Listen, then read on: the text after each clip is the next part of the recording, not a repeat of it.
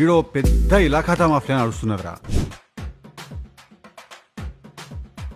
తెలంగాణలో ఏం పీక్ కట్టలు కట్టిన మన నేషనల్ పోయి చేస్తాం అధ్యక్ష మనం. ఈ అమ్మాయి ఏం ఫీల్ ఉండదు మామయ్య.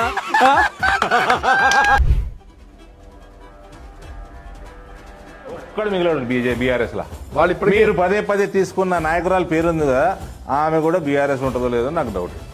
ఇది మీరు ఈ డేట్ రాసి పెట్టుకోండి. బీఆర్ఎస్ పార్టీ రిజెక్ట్ అయిపోయిందండి. బీఆర్ఎస్ పార్టీ మళ్ళీ ఎప్పుడు రాదు ప్రభుత్వం. గుర్తుపెట్టుకోండి, అన్ని పార్టీల వాళ్ళు గుర్తుపెట్టు. కాంగ్రెస్ బీజేపీ పార్టీలు నడిసే రాజకీయాలు నడిసే రాష్ట్రం ఇది. కుక్క కూడా ఓటేయదు టీఆర్ఎస్ ప్రభుత్వానికి. అయిపోయా. కేసీఆర్ శకం ఒడిసింది. కేసీఆర్ పోరగాన్లకి ఓళ్ళు చేయబట్టయితే కేసీఆర్ నాశనం చేసిండో తెలంగాణని.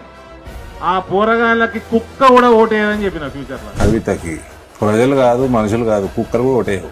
గుర్తుపెట్టుకోండి, నేను పదే పదే చెప్తున్నా. టీఆర్ఎస్ నుండి బీఆర్ఎస్ గా మారుస్తామనేటటువంటి ఒక కీలకమైన నిర్ణయం తీసుకోవడం జరిగింది అధ్యక్ష. ఆనాడు కూడా ఆ మీటింగ్ నేను అటెండ్ అవ్వలేదు అధ్యక్ష. నేను ఒప్పుకోలేదు, ఈ పేరు మార్పుకు ఒప్పుకోలేదు, నేషనల్ పాలిటిక్స్ లోకి వెళ్ళడం కూడా నేను ఒప్పుకోలేదు అధ్యక్ష. తెలంగాణలో ఏం పీక్ కట్టలు కట్టిన మన నేషనల్ పోయి చేస్తాం అధ్యక్ష మనం. ఆహా, విధాడిందిరా నీతో నీ వింత నాటకం.